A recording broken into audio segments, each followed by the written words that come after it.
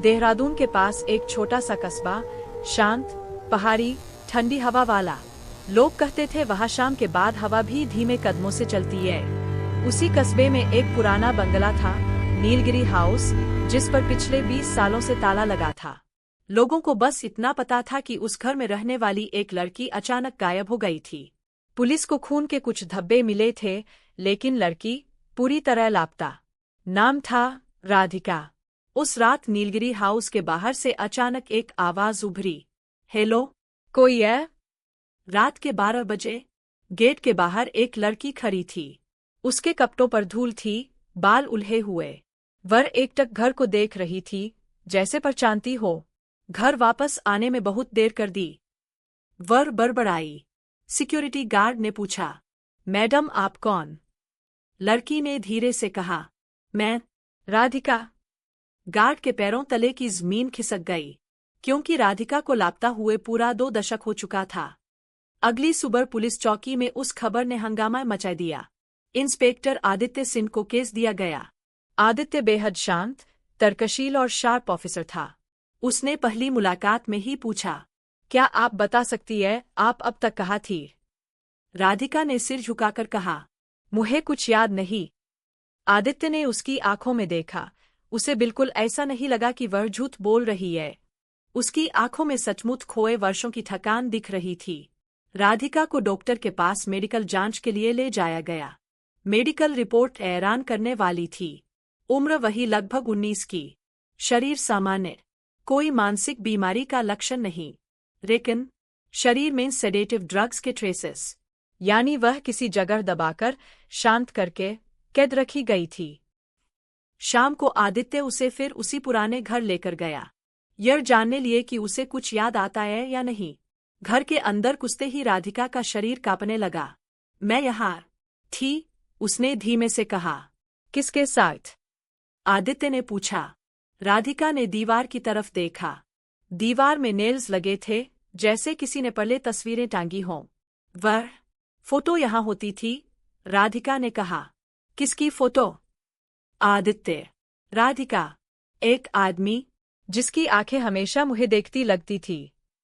आदित्य ने पूछा, कैसा आदमी? राधिका, लंबा, शांत, और हर रात मेरे कमरे के बाहर खड़ा होता। राधिका बोलते बोलते काम गई। वो कहता था, तुम बाहर जाओगी तो मैं तुम्हें मार दूंगा। आदित्य समझ गया, ये लड़की वर्षों तक साइकोलॉजिकल कैप्टिविटी में रही है। आदित्य ने पुराने केस फाइल खोले। एक आदमी का नाम बार बार सामने आ रहा था, विक्रम महाजन, राधिका का मामा। पुलिस को शक तो पहले भी उस पर था, पर कोई सबूत नहीं मिला था। वह शहर छोड़कर कहीं विदेश चला गया। आदित्य ने राधिका से पूछा, तुम्हें उसका नाम याद है? राधिका एकदम सफेद पड़ गई। मामा? आदित्य, हाँ, विक्रम महाजन। राधिका की सांसें तेज होने लगीं। वह मुझे कहीं ले जाता था। अंधेरे में? आदित्य ने पूछा। कहा? राधिका ने धीरे से कहा, नीचे। आदित्य और पुलिस टीम ने घर की तलाशी ली। तहखाना बंद था।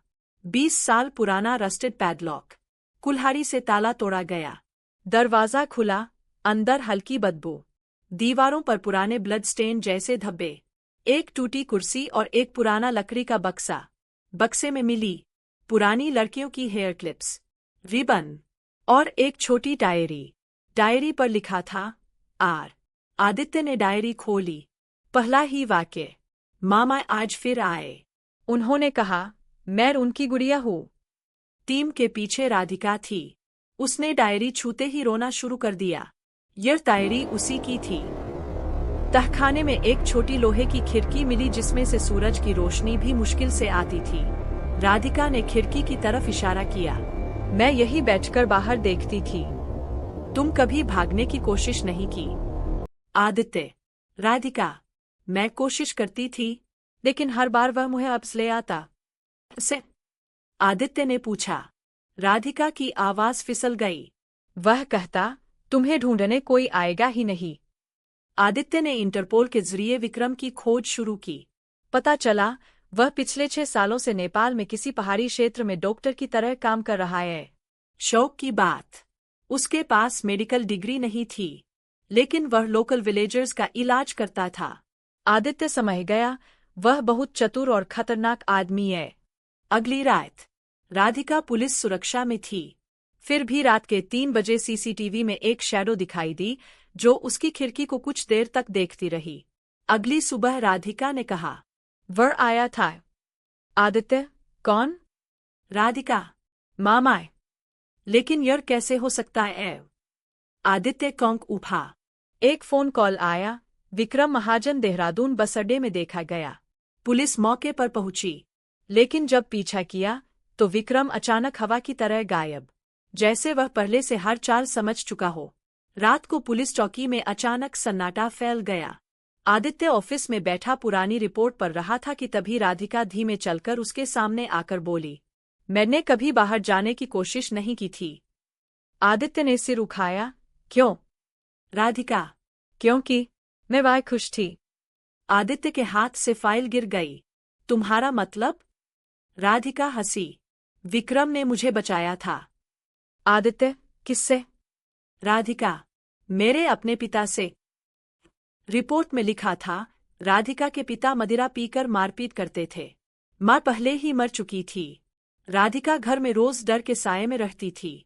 पुलिस फाइल में एक बात दबा दी गई थी, राधिका के पिता का नाम संदिग्ध सूची में था। पर केस अचानक बंद हुआ क्योंकि पिता ने आत्महत्या कर ली थी। यानी विक्रम अपहरणकर्ता नहीं, वह रक्षक भी हो सकता था। आदित्य ने पूछा, तो फिर तुम अब लौटकर क्यों आई? राधिका ने खिड़की से बाहर देखा, क्योंकि अब मामा को कोई खतरा नहीं। कौन सा खतरा? आदित्य ने पूछा। राधिका धीरे से बोली, मैं अब अकेली नहीं हूं। आदित्य, मतलब? राधिका आंखों में अजीब चमक लिए बोली, मैं भी अब लोगों की मदद करती हूं। कैसे? आदित्य ने पूछा। राधिका ने मुस्कुराते हुए कहा, उन लड़कियों को सुरक्षित जगह पहुंचाकर जिनके घरों में डर छिपा होता है। आदित्य समझ गया, राधिका खुद अब किसी इनविजिबल नेटवर्क का हिस्सा है। राधिका फिर से उसी रात गायब हो गई। जैसे आई थी वैसे ही चली गई। सीसीटीवी फुटेज में बस इतना दिखा, राधिका के पीछे एक आदमी चल रहा था, जिसके चेहरे पर दाढ़ी थी और उसने एक लंबा कोट पहना था। आदित्य ने जूम करवाया, उस आदमी की आंखें बेहद परिचित लगीं। वह विक्रम महाजन था, या शायद कोई और।